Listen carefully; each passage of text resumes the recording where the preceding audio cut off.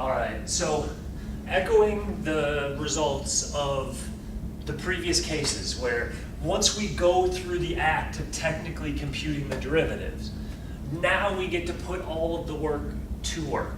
So every bit of process to develop this fact is now in the past. It's in the rearview mirror. We've done it, it's behind us. You'd never be asked to do something like that. But now that you have this fact, you ought to be able to take the derivative of e to the x. And in fact, that is like as simple of a function as you could possibly take the derivative of, because it is its own derivative, and that makes things really nice. So let's take an example to see this in action. We want to take the derivative of a function where the function is 5 plus e to the x minus 4 cosine x minus 11x squared, and we want to find the derivative. Now, as you're reading this derivative, or rather, if you're reading this function of which you're going to take the derivative, you can see a plus sign and a minus sign and a minus sign. And you know that plus signs and minus signs work really well with derivative to say that the derivative of a sum is the sum of the derivatives. So all we really have to do here to find our derivative is to find the derivative of 5, put a plus sign. Find the derivative of e to the x, put a minus sign. Find the derivative of 4 cosine x, put a minus sign.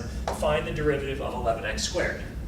Now, what is the derivative of 5? Well, 5 is a constant. 5 does not depend on x. There's no x associated with 5. That is a function which would be a flat horizontal line. That is a function with a slope of 0. E to the x. E to the x, its derivative we just computed, so the derivative of e to the x is e to the x.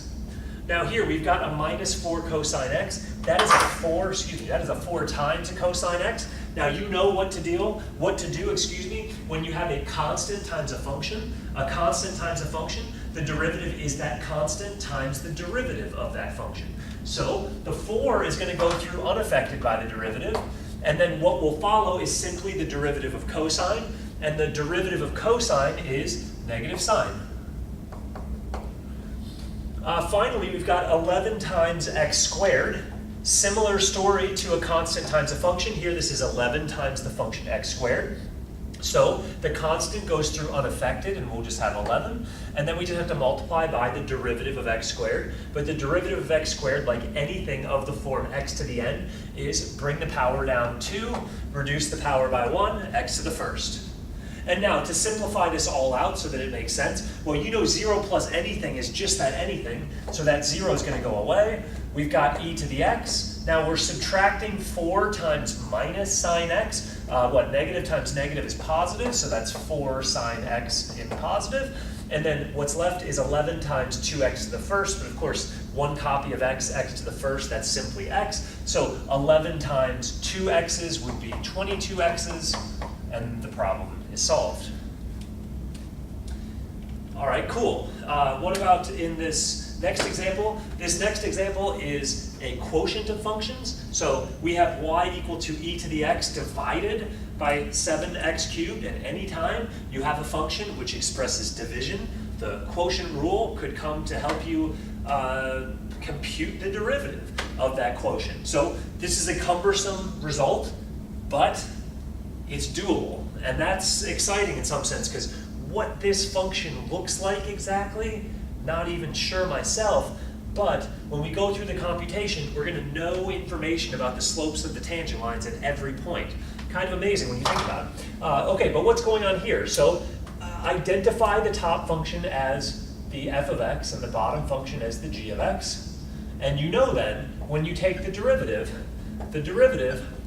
is going to be a carbon copy of the bottom function times the derivative of the top, minus a carbon copy of the top function times the derivative of the bottom, all divided by the bottom function squared. This is precisely the quotient rule. I've just copied it over. But then what is the bottom function? That's 7x cubed. What is the derivative of the top function? Well, that's the derivative of e to the x. And that's what we had just recently computed. The derivative of e to the x is e to the x. So that's simple enough, I suppose. A carbon copy of the top function, that is e to the x. G prime is the derivative of what's downstairs. Now, to compute the derivative of this is 7 times x cubed. Bring the power down in front. That's going to be, what, 21x squared? All over g of x squared, that's 7x cubed, quantity squared. And if we wanted to simplify this, we could rewrite this nicely as 7x cubed e to the x minus 21x squared e to the x, all divided by, let's see, 7x to the third times 7x to the third, that's 7 times 7, 49, x to the third times x to the third, that's a total of 6 copies of x being multiplied. Problem solved.